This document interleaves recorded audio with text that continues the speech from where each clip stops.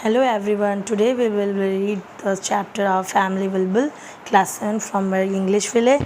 Before begin the story, we will read something about the author. Gary Niss was an exceptionally talented person. जो गार्नी निस है वो बहुत ज़्यादा टैलेंटेड पर्सन थे. He played hockey with the great Dhyanchand and was a national level badminton player. उन्होंने major Dhyanchand के साथ में हॉकी भी खेली है और वो नेशनल लेवल के बैडमिंटन प्लेयर भी थे. He was one of the finest steel guitarist in the world during his time. और वो अपने समय के बहुत ही अच्छे फाइनेस्ट गिटारिस्ट भी रह चुके थे. अ ब्रिलियंट फोटोग्राफर भी थे. He was a widely travelled naturalist and had an depth knowledge of the bird and insect. और उन्हें बहुत ज़्यादा नेचुरल चीज़ों के बारे में एक्सप्लोर करना अच्छा लगता था और उनको बहुत ज़्यादा बर्ड्स और इंसेक्ट के बारे में डीप नॉलेज भी थी. निस अ टीनेजर दैन, जब निस टीनेजर थे तब उन्होंने tell story of family pet bird. उन्होंने इस स्टोरी में अपने फैमिली पेट बर्ड के बारे में बताया है. Let's get started the story. I'm going to tell you about the red-vented bulbul, a delightful, friendly, chocolate-colored bird with a partially crested head. मैं आप लोगों को रेड वेंटेड बुलबुल के बारे में बताने जा रहा हूँ, जो बहुत ही हैप्पी और फ्रेंडली चॉकलेट कलर की बर्ड है, जो पार्शली क्रेस्टेड है, जिसके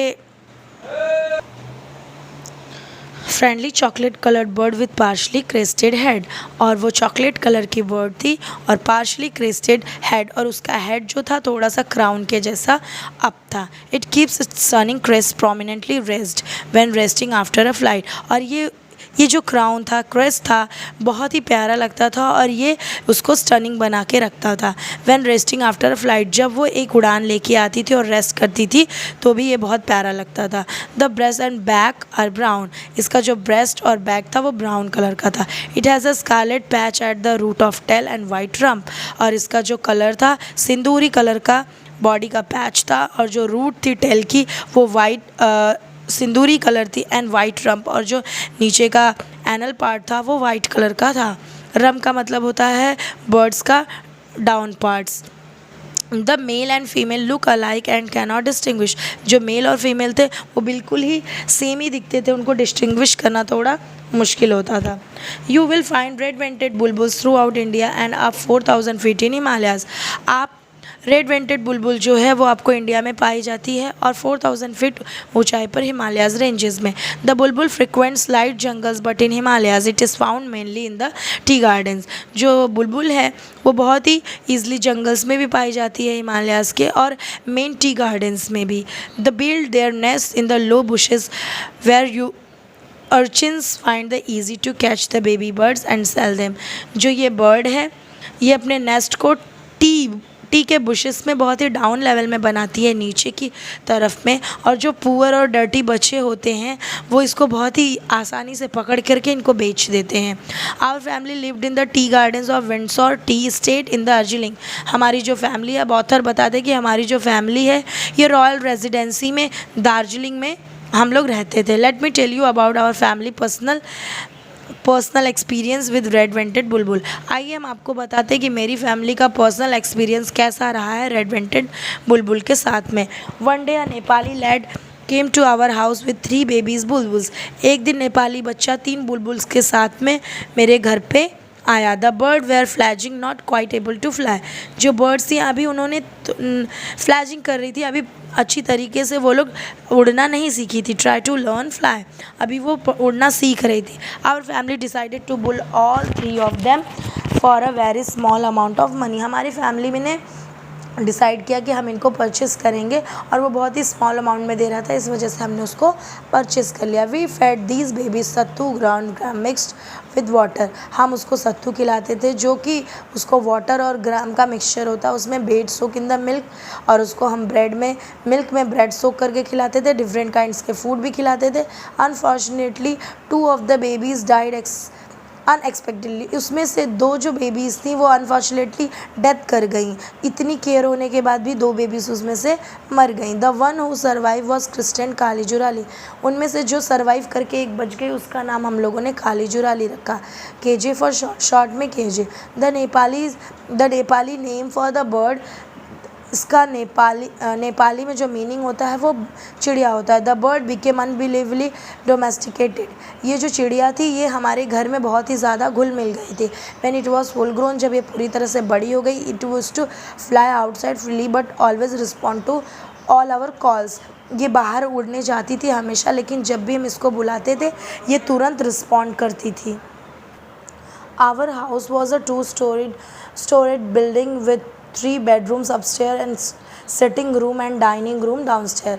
हमारा जो घर था 2 स्टोरीड बिल्डिंग थी और उसमें 3 बेडरूम्स थे ऊपर की तरफ और सिटिंग रूम था, डाइनिंग रूम था जो डाउनस्टेयर में था नीचे की तरफ। The bulbul used to spend the night in the boys bedroom, perch on anything convenient for him to use. और जो बुलबुल थी वो बच्चों के रूम में रात में सोती थी और कहीं भी बैठ जाती थी जहाँ उसको कन्वीनियंट लगता था, वहाँ का वो सामान यूज़ करती थी, वो जगह यूज़ करती। He had to be let out at the crack of dawn. वो क्रैक ऑफ डाउन का मतलब एकदम सुबह सुबह, और वो बुलबुल जो थी बहुत ही सुबह उठ जाती थी बाहर घूमने जाने के लिए। As the glass pane windows are shut in the hills, the birds used to fly down at the dawn gently peck at our eyes lips just about anything. तो दार्जिलिंग जो है बहुत ही ठंडी जगह है, तो वहाँ पे हमेशा ग्लास पैन जो होता था वो शट होता था। तो वो बुलबुल जो थी सुबह सुबह उठ करके बहुत ही जेंटली प्यार से हमारे को चोंच मारती थी, कभी आँख पे कभी लिप्स पे, उठाने के लिए कि to wake up so that we could open the window and let him out, कि हम उसको क्या करें, हम जल्दी से उठ करके विंडो को ओपन करें, वो बाहर घूमने जाए। All of us brothers had to be at school 8 o'clock। हमारे दोनों भाइयों का स्कूल का जो टाइमिंग था 8 o'clock था। Our school was close to our home. जो स्कूल था वो घर से बहुत ही नज़दीक था। So when we came to down the dining room for breakfast at 7, तो हम 7 o'clock अपने डाइनिंग रूम में आते थे। जब तक the Bulbul was already there, जब तक बुलबुल वहाँ पे पहुँच जाती थी। On the table ready to select any tasty morsel. और वो जो बुलबुल थी अपने लिए अच्छे अच्छे tasty morsel, it means food, वो अच्छे अच्छे फूड अपने लिए सेलेक्ट करती थी। He could have he packed at jam. वो जैम लेता था, बटर लेता था, गोल्डन सिरप लेता था, पॉरिज लेता था। At set any of the cups of the, even यहाँ तक हमारे कप्स पे आके बैठ करके 2-3 सिप चाय की भी पीता था। Then with the piece of goodies in his big was out of the window. और फिर उसके बाद गुडीज़ का मतलब थोड़ा फूड अपने बीक में लेकर के और वहाँ से उड़ जाता था विंडो से बाहर। We would then go to school and return a little after 11 at a midday meal। हम उसके बाद स्कूल चले जाते थे, उसके बाद 11 o'clock तक मिड डे मील लेने आ जाते थे। इट मीन्स हमारा स्कूल बहुत ही पास में था, तो हम घर पे आते थे दोपहर का खाना खाने। Here again the morning routine with the Bulbul were repeated. अब यहाँ पर अगेन मॉर्निंग वाला रूटीन बुलबुल फिर से रिपीट करता था, बट दिस टाइम विद करी दाल एंड राइस। लेकिन दोपहर में करी दाल एंड राइस हुआ करता था खाने में। At dust since the window were shut. जैसे ही शाम होती थी हम विंडो को शट कर देते थे। The bulbul with peck on the glass pane on order to have the window open. उसके बाद बुलबुल आकर के ग्लास पे अपनी चोंच मारती थी कि हम विंडो को ओपन करें। लाइक जैसे कोई भी आता है तो विंडो डोर पे डोरवेल नॉक करता है, वैसे वो बुलबुल विंडो पैन पे नॉक करती थी। One allowed in would go to the roosting place in the boys bedroom upstair. जैसे ही हम विंडोज पैन ओपन करते थे बुलबुल तुरंत बच्चों के रूम में ऊपर रेस्ट करने चला जाया करता था। This continued for 3 years। ये 3 सालों तक चलता रहा। The Bulbul was क्रिस्टेंड a member of निस फैमिली। अब बुलबुल निस फैमिली का हिस्सा बन गया था। लोग निस फैमिली में लोग उसको नाम से जानने लगे थे। It was a routine in our house after early dinner. हमारे घर का रूटीन था कि हम रात में जल्दी खाना खा लेते थे। We would go to drawing room down stair for music. उसके बाद हम ड्राइंग रूम में आकर के नीचे थोड़ा म्यूज़िक लाइट म्यूज़िक चलाते थे, मस्ती करते थे। उसके बाद लाइट सपर लेकर के सो जाते थे। After this we all went upstair the laze around in one of the bedrooms. उसके बाद हम अपने अपने बेडरूम्स में चला जाया करते थे और वहाँ पे रिलैक्स करते थे। When going a loll and lie back one of us would take Kali Jurali either an shoulder और nestle in a cup hand. उसके बाद हम लॉल का मतलब होता है रेस्ट। हम जब लेज़ी की तरह थोड़ा सा रेस्ट करना, टाइम पास करना करते रहते तो उसके बाद कभी काली जुराली हमारे शोल्डर पे आके बैठती थी, कभी हम उसको हाथ का कप बना करके उसमें रेस्ट कराते थे। Late one evening, my middle brother Norman put the bulbul comfortably between his cupped hand and dozed off। एक शाम में मेरा भाई नॉर्मन बुलबुल को अपनी हाथ का कप बना करके उसमें सो गया। At its near bed time, और जब बेड का टाइम हुआ, my mother woke my brother, मेरी माँ ने मेरे भाई को जगाया और could go to bed the night, और रात में उसको उसके बेड पे जाने को कहा। When he woke up my brother found the bird was still, जब मेरा भाई उठा तो पाया कि वो जो चिड़िया थी बिल्कुल स्टिल हो गया था, मतलब कड़क हो गया था एकदम। He had fallen of A sleep on the top of bird, वो मेरा भाई उस चिड़िया के ऊपर ही सो गया था और वो उससे दब गई थी। The bird had unfortunately suffocated to death, और वो चिड़िया अनफॉर्चुनेटली उससे सांस नहीं मिला, उसके ऊपर वो सो गया तो वो मर गई। वी वेप्ट ऑल नाइट, हम पूरी रात उसके लिए रोए। The next morning Kali Jurali was given a touching burial on hillside of Darjeeling, हमने उसको नेक्स्ट मॉर्निंग काली जुराली को एक टचिंग बरियल दिया, दार्जिलिंग में हमने उसको दफन कर दिया। We place flower on the grave, हमने उसके ग्रेव पे फ्लावर भी डाला। I said prayer in my mind, और उसके बाद मैंने अपने माइंड में प्रेयर भी किया। I wrote RIP on a slip of paper placed on his grave, और मैंने एक पेपर पे रिप लिख करके उसके ग्रेव पे रख दिया।